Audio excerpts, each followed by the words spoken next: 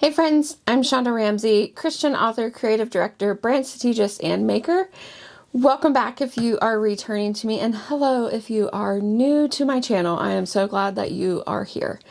Today we're going to talk about a topic that is one I myself have personally struggled with, and that is on focusing too much on needing clarity and not being obedient with what we already know. So when we look at launching something new, whether it's a book or a brand, business, maybe it's a ministry, whatever it is that you are trying to do, if you are constantly praying for clarity or trying to get clarity somewhere, but it's just not coming to you, I have found that the answer often lies within what we already know. And our tendency to overthink these things cloud our judgment and stop us from actually taking that leap of faith that we need to take in order for everything to then fall into place. Now, I'm not saying if you don't have particular skills or know how to do something that you're trying to do, obviously you're going to want to hone your craft. You're going to want to learn. You're going to want to grow in those areas and abilities that you have. What I'm talking about are the things that you already have, the gifts and the skills that you've already been blessed with. And that can look different for everyone. But what I want to encourage you to do is just look back across your whole life from the moment you first started working, really, up until now. What are the skills that you have learned in your job or in your career? What is it that you have been taught and that you've clung on to? And furthermore, what kind of hobbies have you been really working on throughout your whole life? These can even start as young as, elementary age up until now, if it's something that has carried you through life and that you've done really well with. These are all things that you already know how to do. And so when it comes to launching a business or a brand based around things that you know, you want to incorporate those elements into it any way that you can. The best example I can give you is my career has been basic, pretty simple office type work. I was an executive assistant. I was an office manager. I did transcription. I worked in a print shop and mailroom. I mean, there's so many different jobs that I had, primarily because I was on the receiving end of layoffs constantly. And so I just found a way to adapt and grow and keep working forward the best that I could. Now, one of my favorite jobs that I did was it was a 2-year contract. I knew it was going to end, but I took it on because it was within the printing industry. It was actually working for Xerox directly. And what I got to do when I worked there was far different than what I had ever done. I actually learned their program, and then I wrote the manual and taught everybody how to use it. And so those experiences that I had have then been able to help me with what I do today. When I tell you that I understand and I know things in the print world or design world or publishing world, it's because I've lived through it. I have been working since I was 16 years old, and that's 30 some years ago. So I have a wealth of knowledge across the board where, I could have let losing my last job discourage me, but instead what I did is I looked back over the collective, all of the jobs that I had done, and I wrote out all of the skills, everything that I had learned, any program, any design type thing that I had done, and I just looked at it to see, what do I already have that I can put to good use here so that I can stop overthinking launching my business. I think if I would have not done that step, I probably would still be overthinking it, because I know I wanted it to be perfect. I wanted my launch to be perfect. And the reality is things are not always perfect. And even as authors, things are not always perfect. They're not going to be perfect. They're not going to just line up and make you rich overnight. It's just not going to happen. And so what is it that you need to do to get you to the next step? It's not always clarity that you need. It's an act of obedience. And often that looks like just taking action. Just do it scared. Just launch the brand. Just write the book. Just start the ministry. Just do it scared. And the moment you do that, everything then starts to kind of fall in place. You can do it in small steps of faith. You don't have to just dive off the diving board into the deep end and drown. I'm not telling you to do that. You can create small steps that lead you faithfully towards the next big thing. And the more small steps you build, the more small steps you start to do, the more trust in yourself you then get. And I think that that's the most important thing that you need, is to trust yourself. It's already within you. You just need to uncover it. Now, I'm sure you're thinking, okay, that's all fine and well, but how do I uncover it? Well, like I said, you're going to start with a list. Write out all of the skills and things that you've learned over the years. Also write out all your hobbies and things that you love to do.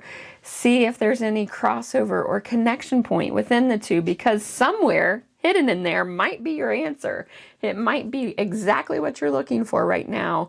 In order to give you that clarity, you need to confidently step forward in faith, right? So look at what you've got. Look at what is not just before you, but what is behind you. And I may also encourage you to look at what is around you. What are the things that you have within your means already? If you have to go out and buy a whole bunch of stuff to start this new venture that you're wanting to do, then chances are it may not be the right one. I would look to see what you've already got. Is there something that you already have that you can build upon and grow now? So for me, what that looked like was I had printers, really good printers, because I did photography for a long time. So I also have, camera equipment and things like that. And I have a love for stationery and printing. I always have. I've done photo books. I've done all these different things, magazines, you name it. I've designed it. I've printed it. I've done it. And so I wanted to take everything that I already had and build something new with it. And so that's what I did. That's how I launched my business. Was I looked at what I already had and I started there. Now, as time has grown, I have added more things to that, right? More tools, more printers, more things. But that's just to enhance overall the experience. The underlying product lineup and my mission and everything, that has always remained the same. And so by working with what I know, with what I have, and the time that I have to do it, that has helped me be successful with what I do. And so that's what I would encourage you to do. Just keep doing it. Keep taking those small steps, one thing at a time, and just get it done. You can do it. And I believe in you. I know that you can do it. So the other thing that I want to talk about here is, one thing that I said at the beginning is, instead of needing more clarity, you just need obedience to what you already know. Now, I use that terminology quite a bit when I talk about our calling specifically. So if God has placed a calling on your heart, this is something that's slightly different than just looking at what is before you. But often it's not. It could be similar. Again, you have to just kind of look at what God has already brought you through and what He has gifted you with, and see if there is a connector within that calling. There's probably a connector somewhere, because you can look back and say, oh, wow, He has already been equipping me for this day. Like, He has put me in positions, for my career, or He has brought certain individuals into my life just when I needed them the most. And I can see now how that is going to impact me as I take this leap of faith and start my calling, right? To fulfill the calling that is on my heart. And so one thing that I did that I would not recommend doing is avoiding your calling. So what I mean by that is if you have a calling placed on your heart and you just say, now's not the time, there's a hesitation I want you to have when you say that. Is God telling you that now is not the time, or are you saying now is not the time? Because the two are vastly different. God could be saying now is the time, do not delay. But you might be saying, oh, pump the brakes. I don't know that I can do this. And so we want to just make sure that in our obedience that we are doing what God is asking us to do when he is asking us to do that very thing, and that we are trusting him in that. That's the other thing. You have to trust that when you take that leap of faith, God's got you. He's going to put before you exactly what you need next when you need it. And I need you to hear that part of it. When you need it. It's not our timeline. It's never our timeline. It's always God's timeline. So we live in a world of instant gratification. We want things shipped to our house the very next day.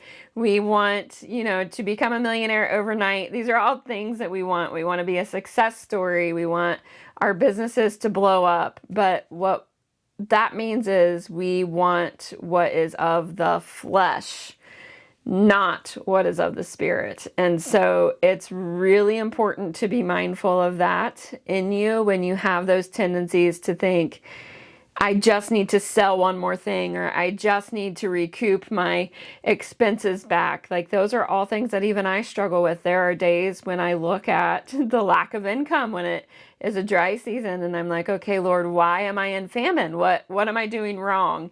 And so I have to reevaluate and determine, did I misstep? It's likely that I misstepped, right? So I have to find that misstep and get myself back on track into being obedient to my calling. And it is only then that I do that then the abundance starts to come again. And so that's just really important to remember, that his timing and our timing, two different timelines, right? We want things instant. We want it now. We don't want to wait. And God is not somebody who rushes.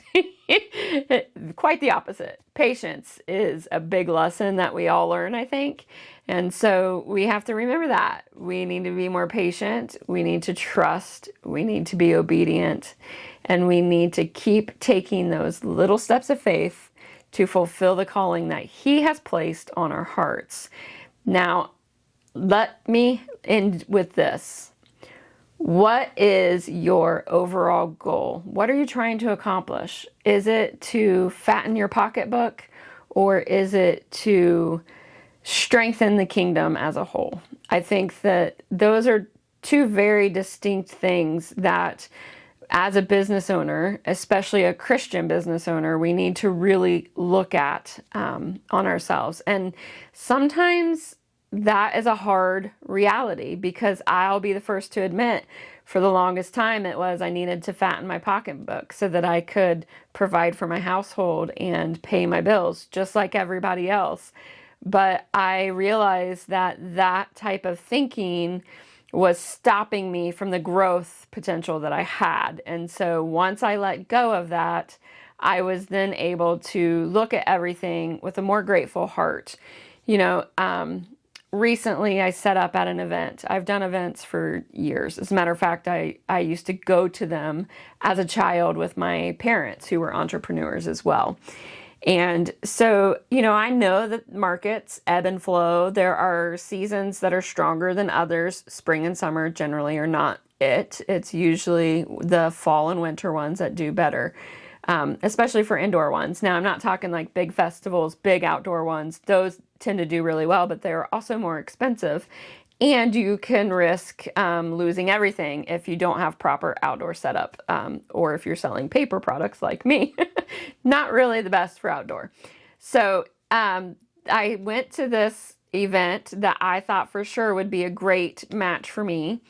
And it was definitely my ideal audience. Excuse me. It was everything that I would look for in an event, but it was in the spring. And so I had to leave my expectations at the door and know that spring events historically do not do well. And so I went in there just with a spirit of gratefulness for those who did come. And every sale that I did make, I made sure that I breathed a prayer of thanks. Even if it was one item that was $5 or less, I still breathed a prayer of thanks after every sale. And you know what? I made my booth fee back. And that's really all I could ask for in that event, especially since I had no expectations going in because it was a spring event. Now, I know that my results are not typical of other makers who were at that event. Some did not make even a single sale. And I listened to a lot of complaining, a lot of negativity, and that was something that really just kind of sat with me that, I need to make sure that I'm always being obedient in my calling. And part of that is fostering a spirit of gratitude, being optimistic and not negative, lifting up others, not kind of adding to that noise that tears people down, right? So those are all things that I work on within my business and as part of my core values in order to help me make those faithful steps each time that I do something new or different. It's not clarity that is needed in that. It's just being obedient and doing those things. It's being kind and optimistic and grateful in those kinds of situations. Those are things that help us grow as business owners over the years. Anyway, I hope that this video helped you kind of stop that whole overthinking mentality and that you know that your next step is to make your list and see where there's a crossover and see if you've maybe already been given what you need to start. And then once you find it, friend, just get started. Until next time.